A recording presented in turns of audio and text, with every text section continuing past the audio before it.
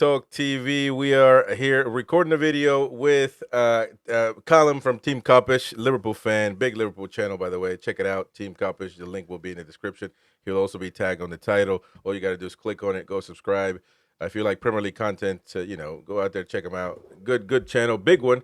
35,000 subscribers, and do good stuff. Collaborate with AFTV, and it's just a big channel. If you're interested in that. So welcome, Callum. How you doing, mate? Not too bad, bro. Thanks very much for having me, man. Of Appreciate it. course. Lovely to have you on, man. We've been trying to get you on forever, so I now we know. find the time. Thank you. Thank you Uh, for the patience as well, of man. course. Appreciate No, I it. mean, listen, man, we understand. We understand. So we got a cup final to talk about on Sunday. We're gonna play a big game. It was a big game for us. I mean, we'll get your take on what you think this cup final means for you. I think from watching a lot of you guys' channel that you think of this as a cup to go out there and win, especially after a tough defeat in the Champions League. Mm. But what do you think, man? Would you classify this as an important cup to go out there and important trophy for you to get? Yeah, for me personally, I do. I don't know if I speak for all Liverpool fans here, which I think is a bit sad, and I'll explain why. I think there's a bit of arrogance that's crept into our fan base in the sense of being happy to neglect certain trophies. I've never understood that mentality. Now Right. I understand it's very rare you're going to go into a season and win a treble. No one's ever won a quad. Even winning a double is extremely difficult. But I hate the arrogance around our team and some of the bigger teams in the league where we go, oh, it's just a Carabao Cup, it's just the FA Cup. For me, growing up, these are important trophies, and anytime you can put silverware in the cabinet, it's a good thing. So Yeah. I know it looks as though we're going to win the Premier League, but I I always want to win this Carabao Cup because it's a nice way to sort of kick things off in the season. It's the first trophy available for any team in the Premier League, and it's a trophy I want to win. It's a trophy we're record holders of, so we should never be arrogant about this trophy. Yeah. And for the manager as well to win this as his first trophy, I think it would be really good. You look back at Mourinho when he first came to the Premier League; that was the first trophy he won. I think maybe Pep as well. Yep. Yeah. So, and they both won the Premier Leagues in the season, whereas they won the Carabao Cup as well. So for me, I want to get this one over the line. I know it's going to be a tough game, but yeah, there's no arrogance here for me for that trophy. That's good, man. I love that. You get some um, other fans from other clubs as well. That don't rate the cup. I don't know why. I don't understand it. Me neither. And it's a trophy. It's not. I mean, it doesn't have the tradition of the FA Cup, but it's still a very old cup, old tournament. A lot of tradition. So got to go out there and get it. If you're in the final, you got to go out there. Now, you mentioned before we started that you're not too. I mean, you're not too excited to face us. I mean, obviously we're not too excited to face you either. But it is the final. I keep telling the fans, you're not going to play against, unfortunately, Luton, or unfortunately for them, Luton or any of these teams that are bottom of the table. You're going to face the best teams out there in the final. So, but what do you think? What do you think of Newcastle, man? I mean, we think we're a good team, but we're facing you, so it's not going to be an easy job at all. But what You're do you think definitely for? a good, you're definitely a good team. I don't think there's any questions about that anymore. If anyone doesn't think you're a good team, then they're living under a rock at this point. I look at the misses that you have though. Anthony Gordon and Lewis Hall are massive. I Mm, think Lewis Hall's been one of the best left backs in the Premier League so far this season. And there's an argument to say Anthony Gordon is the best left winger in the Premier and, League as and well. you want them both? Get your hands off No, them. no comment. No comment. I come in peace, guys. I come in peace. If you're selling, I'll take it, but I come in peace. Exactly. But I look at that, and those are two big misses. But then on the other side of that, we're going to be without Trent, which is a big miss as well. So we're still a fitness doubt with Kanate. He's going to be training, I think, today or tomorrow. So that'll be assessed. So losing Trent's a big deal for us, but losing Hall and Gordon's a big deal for you. But Yeah. like we have Kanate coming back, hopefully, you have Isak and Joe Linton back. The reason why I look at this game and say it's a difficult game is because I think Eddie Howe's tactics have come on leaps and bounds. At Bournemouth, he was always seen as a really naive manager. And I know he's had naive moments at Newcastle, Yeah. but you look at the Arsenal first leg, for example, at the Emirates, he was able to employ a low block, hit them on the counter, and expose their weaknesses. In the home leg, he was more front footed, even though not crazy gung ho. He was more front footed and got the job done at home as well. Eddie Howe has stifled us. He stifled us at St James's Park when we played you in the 3-3 game, which was a brilliant game as well. He's not an easy manager to play against. And with Joe Linton, Tonali, who I think is probably one of the most underrated midfielders in the Premier League, and Bruno in the midfield, we're going to find it difficult to get a grip of that game, in my opinion. And I think the midfield could be key to winning or losing this game. Also, when we go to Wembley or when we play in a final, Liverpool fans are usually the loudest ones in there. I've said it from day one. If there's a fan base that can match or better Liverpool's fan base at a cup final or a game, it's the Newcastle fans. And I know, speaking from first-hand experience, that our fan base take us over the line a lot of times in games. If you guys can do that with your team, you're going to be even more difficult to play on the day. Yeah, I agree. I was saying it earlier on the Well press conference. said, Colin. Yeah, well, no, I was saying on the press conference, that kind of the same thing. We usually have that that thing about us that we say we're the best away fans or the best fans Mm. at home, but you can never underestimate probably the loudest fans as far as similar to us, better. It depends on who you ask. Are Liverpool fans, so we can't lose that battle. That's one battle we cannot lose. So for each. I think the fans are going to be there. We're going to be up for it, both of them. So it's about what's going to happen on the pitch. Yeah. But you I'm, said, I'm assuming, yeah. Callum, that the Liverpool Wembley tickets have been allocated to season ticket holders. I believe so. If I'm going to be honest, bro, I didn't even try because the last time we got to a final, I tried it. It was one, it was out of my it was out of my bank balance, and two, the tickets went like that. So Yeah. I'm Yeah, going to try and but get no, down to Wembley. the But point I was going to make was I that would be the hardcore fans. it'll be the hardcore Liverpool fans, not the Yeah, tourists who are at Wembley. So they will yeah, be yeah, yeah, your yeah, yeah. most vocal Yeah. supporters, and therefore, give us a Yeah. bit of a battle. I don't think you guys have anything apart from hardcore fans, right? Like it can be -3 outside, and you guys are topless, swinging the Newcastle Oh scarf and stuff. man. You guys Yeah. are built different, man. Yeah. Now you mentioned, that we have don't have easy games against each other, but the fact of the matter, the facts speak for themselves, and we haven't beaten you in 17 meetings, and in the last 17 appearances we haven't beaten you. So it's pretty shocking. Wow. I don't know. I always say this though. I don't really like. It's a stat that I like to mention just to have something to say, but I don't believe in it. I don't believe in 10 years ago because they're not the same players, not the same team. I think that 10 years ago we were absolutely rubbish. And now, as you said, you'd be living under a rock if you didn't recognize Newcastle has talent and are fighting for Champions League. Sorry to Um, cut you, bro. So was yeah, the no, yeah, last time you beat us, was that when Genie got a brace against us? might have been. That's 17 appearances. No, it was the Well, last time that actually, Andy Carroll. No, Two because seconds. I remember you guys beat us. I think it was 2-0 at your place, and Genie Wijnaldum got a brace. It was a season before he moved to us. well, So to that. Okay, so they want no. we bought him in 2016.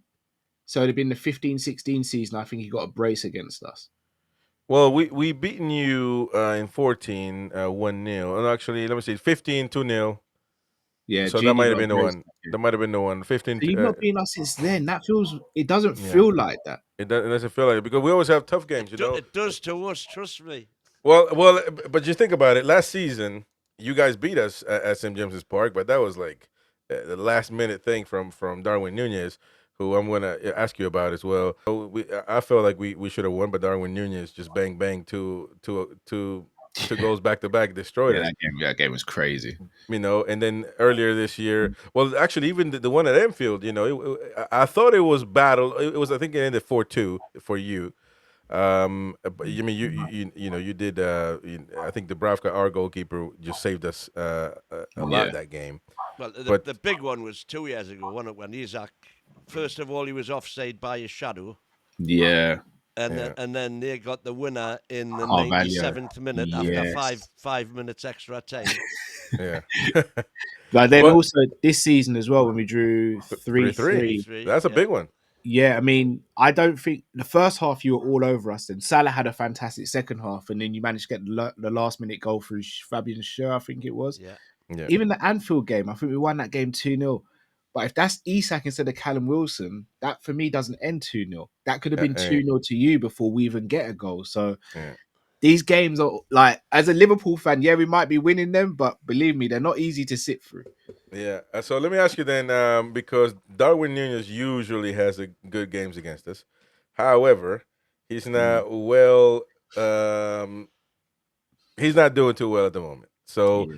do you think he has an opportunity to come in for this final? It's an important game. To Uh, play, or what do you think? I'll be honest with you. I think Darwin is a fantastic striker, and I think if we were to do a swap deal for, say, like an Isak, for example, I think Newcastle would be getting a fantastic striker Eh, in exchange Yeah. for Isak. Well, Now, we were in for him the same time you I were, know you were. and if we'd got him, we wouldn't have got Isak. I know. Now, all jokes aside, yet for me, Darwin just hasn't hit the heights that he should have hit. It's nothing for me. I can only speak for myself. It's nothing to do with his price tag. It's the fact that he gets very easy chances and still misses those chances. I think Isak and Haaland are the gold standards when it comes to strikers in the Premier League. I went on record when we signed Darwin and said I would have preferred us to sign Isak. And at the time, people thought I was crazy because Darwin had just finished having a really good season. Isak was at Sociedad and wasn't really getting crazy numbers. But if you actually broke down his performances, you'll see he was playing left wing sometimes, centre forward sometimes, and also playing in a team not as dominant as Benfica were in the Portuguese league. Isak has been fantastic for you guys, whereas you look at Darwin for us, he hasn't hit like any sort of form or sustained form. I don't even think he starts this game, if I'm going to be honest. I think Slot probably sees him as a super sub now or a sub at sometimes. I wouldn't be surprised if Diaz is a starting striker in the game, if I'm going to But be honest. would you say because that's the thing that we got into last time around. We didn't know if you were going to play Darwin Nunez, but Mm. without him, do you feel like you got a deficit up front? Because I mean, Jota's not really. Yeah, Joe's having a terrible season as well. I don't. Do you not think Diaz is best on the left wing? Diaz is another one that flatters to deceive. If I'm going to be honest, bro. I would play. What? Oh wow! Yeah, I know. It sounds again. I know it sounds bad, but when you Diaz's numbers look really good, but when you watch him play for 90 minutes, he can be very frustrating. But I do think in this game, Diaz as a false nine would work best because Darwin's not in any form and neither is Jota. And I think Gakpo has to play this game if he's fit. If he's not fit, then you go Diaz left wing, and it literally is a coin toss between Nunes and Jota. And the one thing with Nunes as well that worries me, he's very emotional and hot headed, and Yeah. your defenders could really start getting at him and riling him up and frustrating him, and then the next thing you know, he kicks out and gets a red card or something, and then we're down to 10 men at Wembley against a team that will Our put us New in the game. England defender will rough him up a bit. Yeah. Oh my God! Don't get me started Do you on know that. what? Fully deserved as well. Yeah, Fully yeah. deserved. About time. About Mm. time.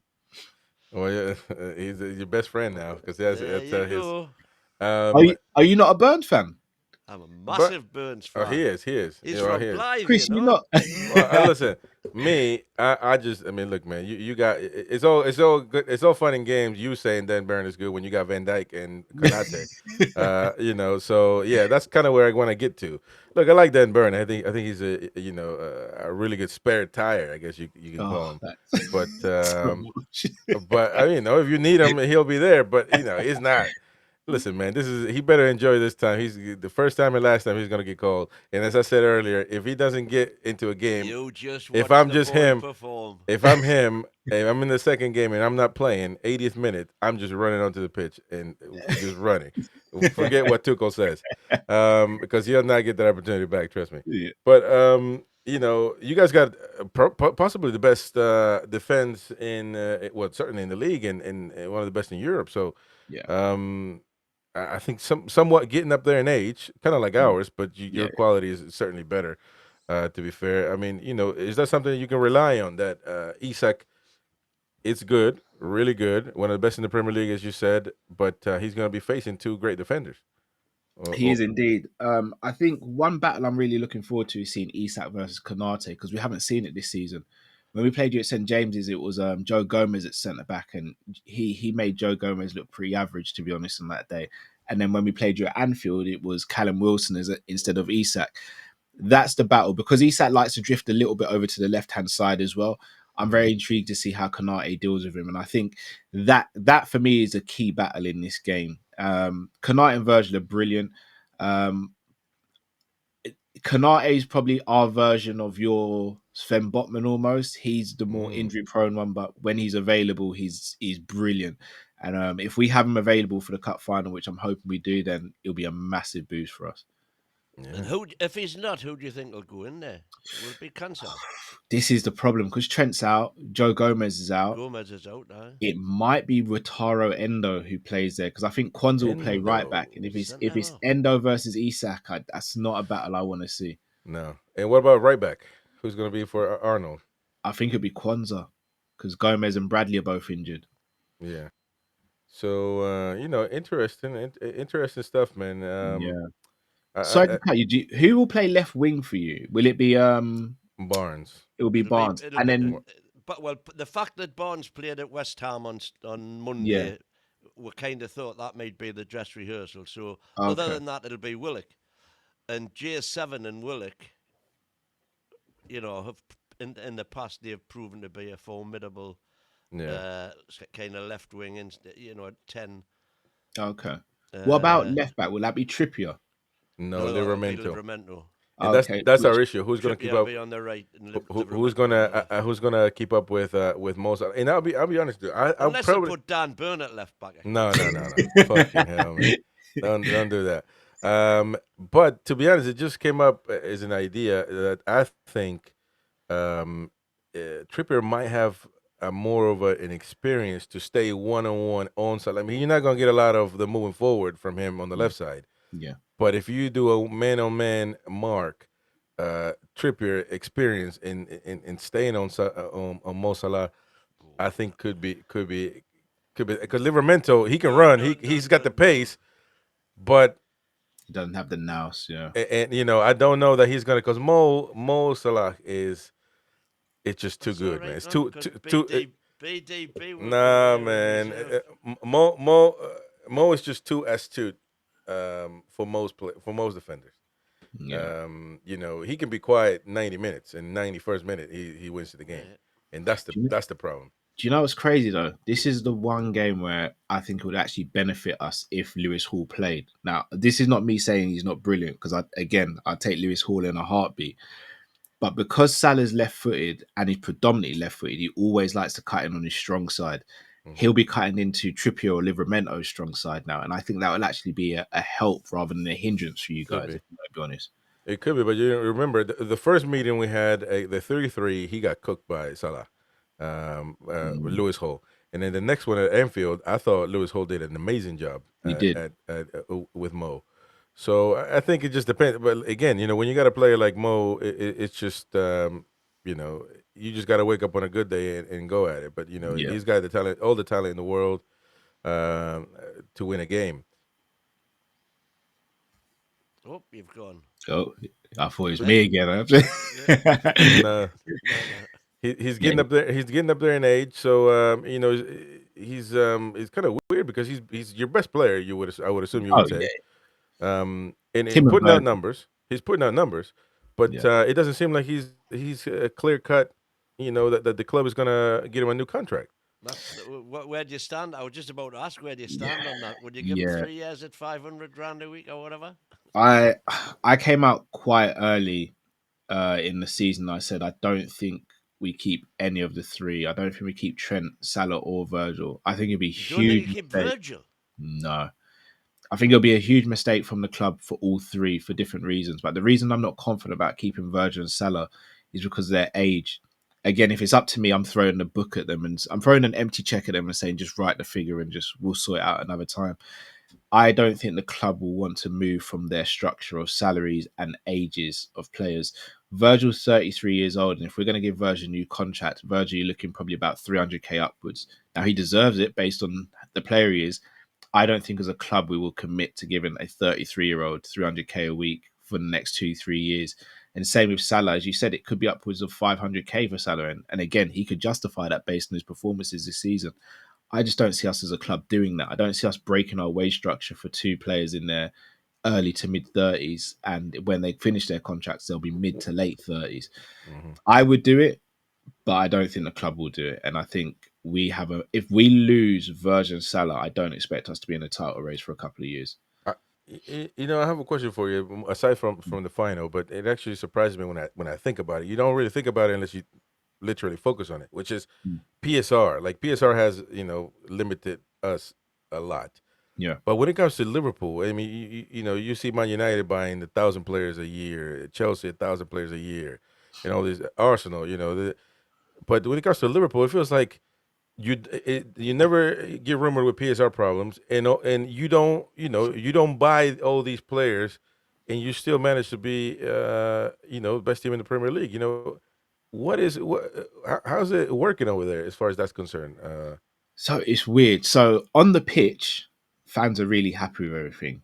Off the pitch is a very divided fan base. Some of us, like myself, are very frustrated with the owners and think the owners could do more. And then others are just saying, well, we've won this, we've won that, we've won this with these owners. What are you moaning about? For me, I think we've won stuff in spite of FSG as opposed to because of FSG. So, for example, if we win the Premier League this season, I don't think any logical Liverpool fan can sit there and go, yeah, we won this because the owners backed the manager. We've literally bought Chiesa and the Chiesa doesn't even play for us. Yeah, So that for me would be on the management, the coaching staff, and the players, not the owners. If we win it this season, or should I say, when we win it this season. Now, the issue I have, you've spoken about it, PSR and those sort of issues anywhere else. I don't, I don't have a problem with Liverpool not buying your Bellinghams and your Mbappes because I understand there's a level. There's Real Madrid and there's everyone else effectively. What I can't legislate for is that you're going to seasons short of players. Like for me, we knew Darwin wasn't going to be the player that we wanted him to be, and we still kept him and didn't get another striker. We knew we needed another centre back, didn't get that sorted. We knew we needed another centre midfielder to rotate with Gravenberch and McAllister. We didn't do that either. And it's come back to bite us with the FA Cup and the Champions League. If we don't have a big summer this summer, I think for those FSG supporters, it's going to be very difficult to justify why FSG is still the ownership to take us forward, especially when you look at other ownerships in the Premier League. Now, granted, Arsenal haven't won it, but I don't think anyone can sit there and say, well, Arsenal haven't won things because of the lack of investment from the board. I don't think anyone can say Man United haven't won anything because of the lack of investment from the board. Same with City. You guys are you're almost the sharks that are circling in the water. Everyone knows it's coming, but we just don't know when it's coming. And right. when you guys are able to spend money and bolster your team, it's going to be a massive issue for everyone else in the league because from the outside looking in, and we spoke about this on Coppish, if everyone in your starting 11's fit, you have one of the most balanced starting 11's in the Premier League easily. If you're able to bolster your squad, so for example, Jacob Murphy's a starting right winger. Let's say you went out in the summer and you bought a Mohamed Kudus, for example. Jacob Murphy, who's been a very good right winger, becomes your Right. backup winger to someone like Kudus. Then you have Gordon, Kudus, and Isak up top. That's a formidable front three. You've got Tonali, Bruno, and Joe Linton. Maybe you upgrade on Joe Linton. That's another formidable front three. Sorry, midfield three. Then if you can find someone who deputizes or competes with Botman when he's out of the team, and then you have a great defense as well. So you got Livramento and Lewis Hall, are two young budding fullbacks.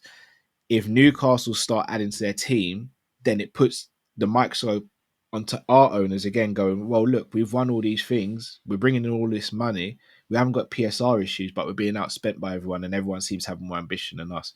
So Yeah. I think this is a massive summer for us, and if we don't get it right, especially if we lose those players, then this might be the last show I ever do with you guys. So if I put my FSG supporters hat on and turn around and say all of the Arsenal, the majority of the Arsenal fan base, I think it's finally turned in their favour now, who Mm, are blaming the Cronkies, uh, and even the Arteta backers are mm, blaming the Cronkies. Is the fact not that what you want your owners to do mm, is to appoint the right footballing people, mm. which FSG have done superbly in the form of Klopp and Yeah. Slot. Yeah. and then let them do the business. Whereas the likes of the Cronkies have done the opposite, and they've just backed Arteta come what may, and it would appear they've backed the wrong horse because they're Yeah. getting worse instead of better. That's absolutely spot on. And that is where I will say FSG have done brilliantly. The footballing people that they've employed, especially since Klopp's been here, has been nothing short of exemplary. So even though I'm not an FSG supporter like that, I will always be objective and I will say they have helped us build a new stadium. Sorry, well, helped us renovate our stadium, new training complex, which is state of the art. They brought in the right footballing people. They've backed Klopp sometimes when he needed to be backed, and they also continued to give Klopp contracts until he said he wanted to leave, which for me was the main thing. They've spent money when we brought it in, and they've never kept, from my knowledge, they've never kept money from player sales and not giving it back to the club. I will always be grateful for them doing that. So, so, But so you are like, what have the Romans ever done for us? so I tell you what it's for me. I look at us and I think if you were just given a little bit more, we could have achieved even more. And I Yeah, think that's my frustration, especially under yeah, Klopp. Like for me, Klopp only having one Premier League title really burns me because he, for me, is a manager that deserved more than just one Premier League title. And I think that could have been achieved if the owners just did a little bit more. yeah, yeah. No, So, Except yeah. fair point. you must bear in mind that that was when Pep was in his pod. Yes, true, And true, Yeah, but and by he's, the way, could FSG ever have competed financially with, true. you I know, don't think we had to compete financially, though. I just think we needed to add a player here or there each season. I don't think like a we big did that. name, a big name, Yeah, a big name. yeah, I think it could have happened, But there's the only team that battled Man City properly, yeah, So for whatever that's worth. But good Callum, he knows our players, man. He knows how they play and everything. I don't like that, man. yeah. We got a I've been paying spy over here, attention. man. Yeah, So you would like to have Alexander Isak, huh? But yeah. you're not gonna get him though, man. You would like to get Hall. You would like to. What about Gordon? He's a Liverpool fan. So here's the thing with Gordon. I'm going to be completely transparent with you guys. Last year, if you'd asked me this, I'd have been like, never. In the summer, I started justifying it and said, you know what? I'm not his biggest fan, but I understand why the club are after him. Now, if we were to get him, I'd completely understand it. Again, he wouldn't be my first choice left winger if we were to buy someone on the market, but I'd fully understand the reason why we'd want to go in for a player like Anthony Gordon. Yeah. Yeah, and he's made no secret about being a Liverpool fan. How do you No. guys feel about Anthony Gordon being so vocal about it? Well, Do I you mean, think he's going to stay beyond the summer? it's not. I don't think he's gonna leave. no, He's no. just got a new contract, Okay. 180 a week, I think. And look, man, He's on every 180. yeah, Yeah, 180 yeah. a week. He's It the was highest, no highest paid player. 150. 150. There's 180, man. No, Uh, Bruno's on 180. So but what's Isak on? Well, at the he's minute he's on 150, I think. 120. 120. So I mean, but he's got a contract until 28. But So he's 2028. but So. I think we're looking into renewing his contract. So he should get a lot of money. I mean, Do you, do he's you, do you think there's? Do you don't think there's any scenario where he leaves this summer? I don't think so. I don't think so. But that's not me saying it because I'm a fan. It's I just mean, the there's a practicality of slight it. possibility if we get beat on Sunday, and we somehow then the season falls apart and we drop out of Europe altogether, Yeah, that could then be a then that then could be a that big one. could be a decider. But the thing is, you're gonna have to come in and but the thing is, he's really expensive. I mean, for the club. I mean, they put up a 150 million price tag. Not many clubs can match that.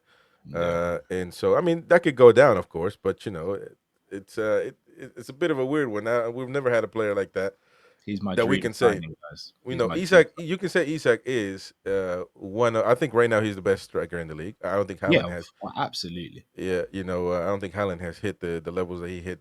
He has been doing in Mm. previous seasons. So it's interesting. I think for once, the sun is facing us, man. So, but last but not least, man. I mean, obviously, you think Liverpool's gonna win. Um, I would All right, assume. so I'm. I think it's going to be 2-1 either way. I'm going to back my team, obviously, but I think it'll be 2-1 either way. I don't think it's going to be a. It's going to be a Yeah. really tight game. Let me ask you, because I mean, obviously, even though I don't, it's pretty difficult. I say we're gonna 2-1 as well. And for the most part, fans are just gonna I mean, look, man, it's been for us so negative this week. I was saying it yesterday because of the injuries, because of Yeah. some things that we see, that we don't like. But then we put up a poll for predictions, and although it's been negative, I smile when I looked at it because over 500, 600 people votes for 75% Newcastle getting the cup. So Yeah. it's fans are going to back their team. But if you were on the opposite end, the losing end, what would it mean for you to lose a cup final? Would that put a mark on this season? Although you're probably going to win the Premier League, which is the most important It tournament. it will put a mark on the season for a month for us. Yeah, If right, we weren't going to win the Premier League and we lost this game, it'd be catastrophic. But yeah, because we're so far out in front with the Premier League, I right. think that will pave over the cracks because that's the holy grail for us because we've only won it once in the last 30 years. So if we Yeah, can do it again now, it kind of just puts some of the yeah, naysayers in a room by themselves and kind of keeps them quiet for a while. But again, And it I'm puts maybe not like level with Manure, doesn't it? yeah, and that. I think But so. I Is it think 21-20 or something at the minute? yeah, yeah, so yeah, it does. Yeah, so we no, we'll be on 20 when we win this one. yeah, Right, so it must be 2019 now then. I'm sure they're just one in front of you. Yeah, no, they are. Yeah, so we're on 19 at the moment. They're on 20. So if we Yeah. get this one, then we'll both be on 20, and then, but we'll have got more major honors than them. I think of apart course, from Champions the League. FA Cup, we'll be equal or better than them in all other trophies Well, Yeah. you're already way better than them in in Champions everything, League, of and course. I love it. And and everything. Well, so we made a good agreement, man. You're gonna get the Premier League, and we're gonna get this cup. So we shook on it. Uh, we, sh- we shook on it. So we got an agreement. But Callum, it's been great having you on, mate. Lovely Thank you, stuff. man. Team Cupish on YouTube. We'll tag them. We'll put the links. Check it out. Good banter over there. So check them out. Of course, good. Pundits as well. And this is the modern era, man. Fans coming on and talking. That's the way to do it. Facts, facts, So appreciate it, Callum. We'll see you in the next one, mate. Don't indeed. forget, subscribe, hit the like button. We'll see you in the next one, folks.